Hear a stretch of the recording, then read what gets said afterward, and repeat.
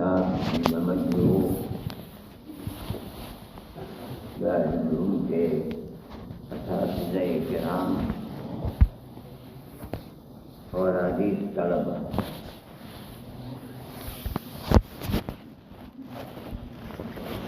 یہ جلسہ تو در حقیقت انعامی جلسہ ہے، لیکن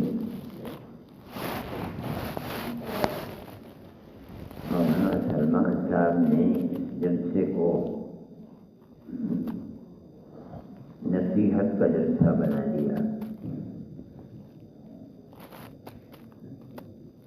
اور طلبہ عزیز کے ہر اجتماع میں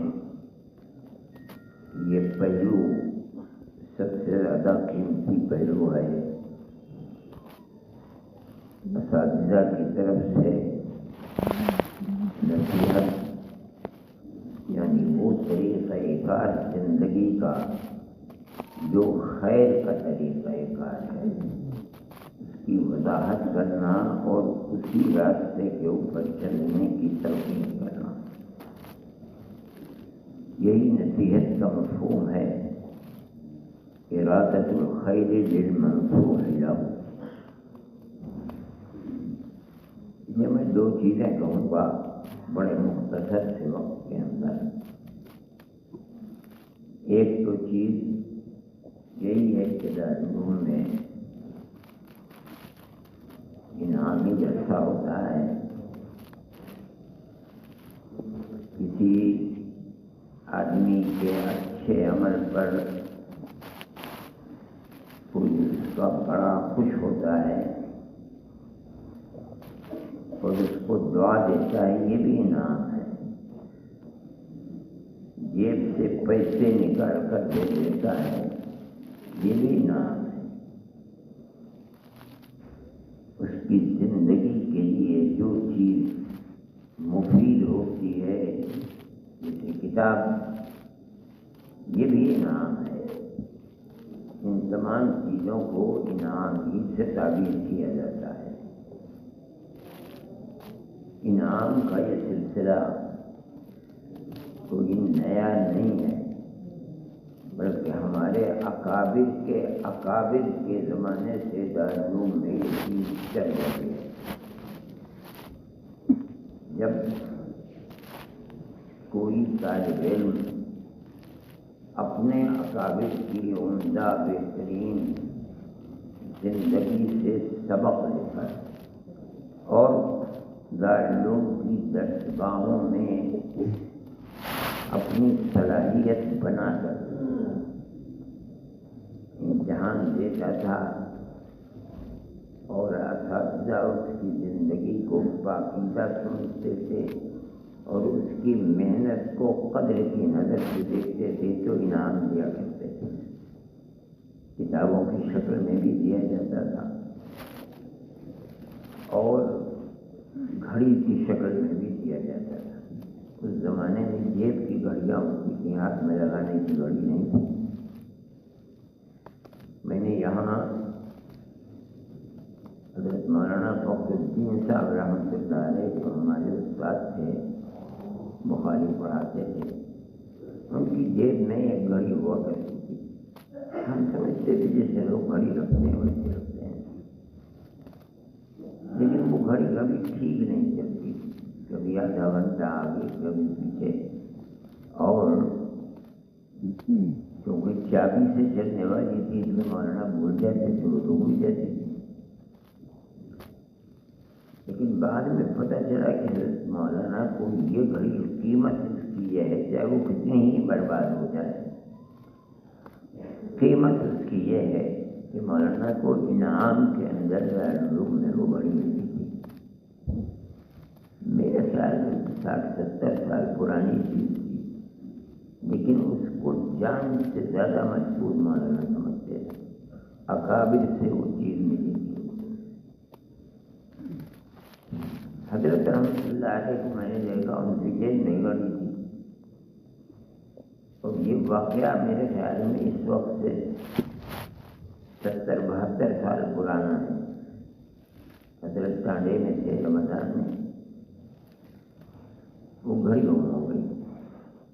حضرت کو دنیا کی ایک رتی کے برابر بے فکر نہیں ہوتی تھی، چلی گئی، ٹوٹ گئی، مگر بڑی تلاش سے جستجو کی ہوئی کہ مزدور کام کر رہے تھے، ان میں سے کسی مزدور نے اس کو اٹھا لیا، مگر یہ نہیں پتہ چل سکا کس مزدور نے اٹھایا۔ جب بالکل مایوس ہو گئے، فرمایا کہ مجھے جس دن میں فارغ ہوا تو میرے بڑے بھائی نے مجھ کو انعام میں بھی گھڑی دی، تب پتہ چلا کہ یہ کیا چیز تھی اور اس کی قدر و قیمت کیا تھی۔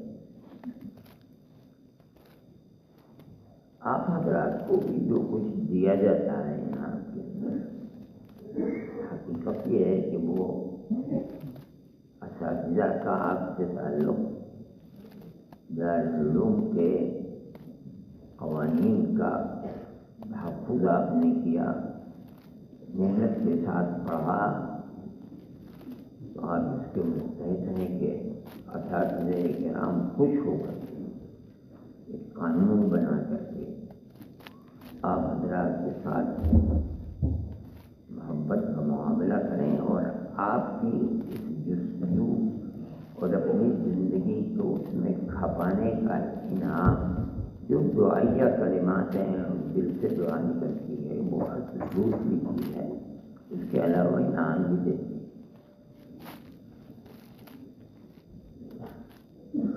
اس کی قدر کرنی چاہیے، پرانے لوگ بہت قدر کیا کرتے ہیں۔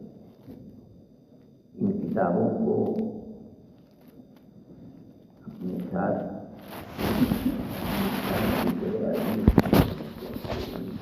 استفادہ کرنا چاہیے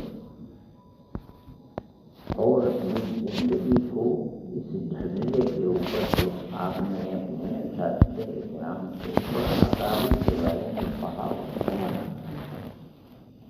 اپنی زندگی کو اس کے اوپر لائی۔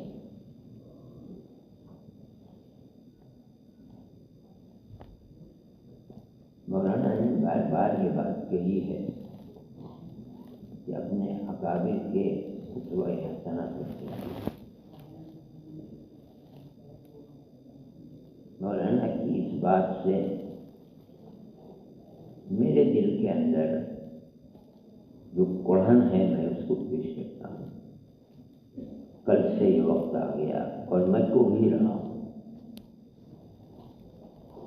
کل ختم بخاری ہوا، ختم بخاری کی مجلس در حقیقت رونے اور گڑ گڑانے کی مجلس ہے۔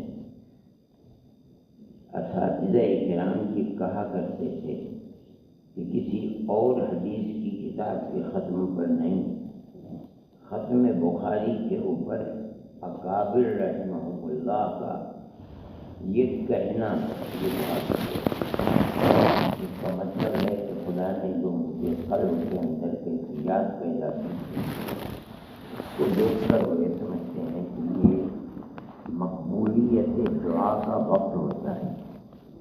لیکن مسلم کے ختم کے اوپر دعا نہیں ہوتی، ترمذی کے ختم پر دعا نہیں ہوتی، بخاری کے ختم کے اوپر دعا کا اہتمام کیا جاتا ہے اور دنیا آتی ہے۔ مگر یہ مجلس شعر و شاعری کی مجلس نہیں ہے، نہ خوشی کی مجلس ہے۔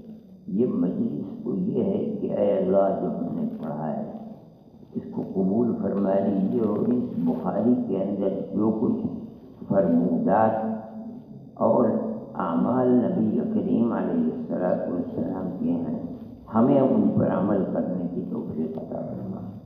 یہی ہوا بھی کرتا ہے۔ میں نے حضرت رحمۃ اللہ علیہ کے ختم بخاری کی مجلس کو دیکھا اسی درسگاہ میں۔ حضرت کا سبق آخر میں بخاری کا اس طرح ہوتا تھا کہ بعض اوقات ظہر کے بعد، عصر کے بعد، مغرب کی نماز یہی ہوا کرتی تھی۔ مجھے خوب یاد ہے اس جگہ نماز کا ہونا۔ پھر اس کے بعد مہمان ہوتے تھے، تھوڑی دیر سبق کا پورا کر کے اندر گھر چلے جاتے تھے، مہمانوں کے ساتھ کھانا کھایا، نماز پڑھی، پھر آ گئے۔ جس دن ختم بخاری ہوتا تھا وہ رات ہوا کرتی تھی جس کے اندر حضرت یہاں سے اپنے اہل و عیال کے ساتھ ٹانڈے جایا کرتے تھے۔ عشاء کے بعد رات میں بس آ جاتی تھی۔ حضرت یہاں گھر والوں کو تلقین ہوتی تھی بھائی صاحب کو کہ سارا سامان بس کے اندر رکھو، میں آؤں گا اور سیدھے بس کے اندر بیٹھ جاؤں گا۔ رات میں 12:30 بجے، 1 بجے، 2 بجے ختم بخاری ہوا اور میں بلا مبالغہ خدا کو گواہ بنا کر رہتا ہوں، میں نے دیکھا ہے کسی جگہ جہاں سپاہی ہوتی تھی، روتے روتے لوگ بے ہوش ہو جایا کرتے، اتنا روتے روتے بے ہوش ہو جاتے، لوگوں نے اٹھا کے کپڑوں میں لے جایا کرتے۔ یہ مجلس سے اکابر اس طرح دارالعلوم کی صورتحال تھی۔ ایک دفعہ نہیں، مجھے 2 دفعہ کا یاد ہے۔ اسی جگہ ایسا معلوم ہوتا تھا رونے کی وجہ سے کان پڑی آواز نہیں سنائی دیتی۔ یہ مجلس کیا مانگتے تھے؟ کوئی مانگتے تھے کہ ہمیں پیسہ دے دیتے، ان کا مانگنا اس وقت ہے اللہ جو پڑا ہے ہماری زندگی اس کا مطابق بنا دیا، اور اللہ نے ان سے دین کا کام لیا۔ کتنے مدرسے بنے ہوئے جو ان لوگوں نے بنائے جو ہمارے مناقابل سے وابستہ تھے، اور انہیں دعاؤں کی میرے بھائی یہ ختم بخاری کوئی ایسی چیز نہیں ہے کہ آپ اپنے گھروں کے اندر ہاتھ ڈال کر کے آئیں۔ آپ کوئی مجلس کریں اور نعتیہ کلام کو پیش کریں، ہمارے اکابر کا یہ طریقہ کار نہیں ہے۔ آپ اگر یہ کریں گے تو میں خدا کو گواہ بنا کر کہتا ہوں، مجھے یہ خطرہ ہے کہ آئندہ سالوں کے اندر دارالعلوم کی عظمت بھی خاک میں مل جائے۔ یہ راستہ وہ ہے ہی نہیں جو اکابر کا راستہ تھا۔ آپ نے نہیں دیکھا ان اکابر کو اور ان کے راستے کو، تو جنہوں نے دیکھا ہے آپ ان کے لیے رسوائی کا سبب نہ بنے۔ آپ کو اگر گلا اپنا دکھلانا ہے، اپنی آواز دکھلانی ہے، آپ کوئی اور مجلس کر لیجئے۔ سال میں 1 مرتبہ جمعرات کے دن نعتیہ کلام، اگرچہ وہ بھی دارالعلوم کی روایات کے خلاف ہے، آپ کر لیجئے، بیٹھیے اس کے اندر۔ لیکن آپ یہ مجلس تو خالص رونے کی مجلس ہے، اور اکابر کے قول کے مطابق یہ مجلس مقبولیت دعا کی مجلس ہے۔ آپ اس کو پھر کود کے اندر گزارنے، اس کا مطلب ہے کہ آپ دارالعلوم کو اس کی جگہ سے ہٹا رہے ہیں۔ آج آپ نے یہ کیا، کل آنے والا اس سے زیادہ کرے گا۔ پھر جن لوگوں کے گلوں کے اندر ہار تھا، لوگوں نے دیکھا، میں دیکھا نہیں، مجھ سے بیان کیا کہ باہر نکل کر کے تصویر کشی ہوتی ہے۔ ارے ظالم انسان، ان اشد الناس عذابا عند اللہ المتکبرون، جو پڑھ کر کے آئے ہو دارالعلوم میں بخاری کے ختم کے بعد سب کو اپنے پیروں سے تم نے کچل دیا۔ اشد الناس عذابا کا تصور ہی ختم ہو گیا تمہارا۔ کدھر لے جا رہے ہو دارالعلوم کو؟ تم دارالعلوم کے نمک حلال بنو، نمک حرام نہ بنو۔ کہاں لے جا رہے ہو دارالعلوم کو؟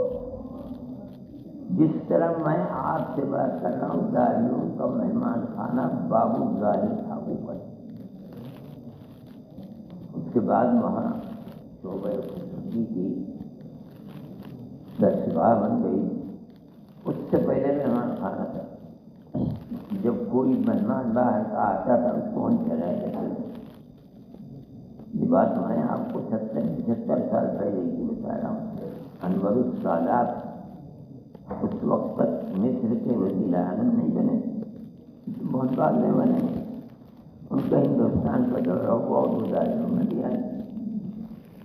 میں چھوٹا سا تھا، میں حضرت صاحب بابو ظاہر سے باہر نکل کر کے کوئی 20 قدم وہاں کھڑے ہوئے تھے اور دکھلا رہے تھے کہ یہ ہے یہاں تک یہ ہے. وہاں ان کے ساتھ وزیر تھے اپنے کیمروں کے ساتھ تھے. حضرت سے انہوں نے کہا کہ تصویر کی. حضرت نے یہی حدیث پڑھی ان اشد الناس عذابا عند الله المصبرون. ایک دم ہٹ کر کے پیچھے کھڑے ہو گئے. یہ دارالعلوم کا کردار تھا، اساتذہ کا طریقہ زندگی تھا. ان کی زندگی کا کوئی لمحہ اتباع سنت سے خالی نہیں تھا. ہو سکتا ہے آپ کے ذہن میں یہ بات ہو کہ دارالعلوم آپ سے موبائل چھینتا ہے، لیتا ہے، لیکن آپ یہ سمجھتے ہیں کہ ہمارے ظلم نہیں ہے. آپ کو اس ڈگر پر لے کر چلنے کی کوشش ہے جو ڈگر اکابر رحمہ اللہ کا کرے اور نبی کریم علیہ السلام کا ارشاد ہے.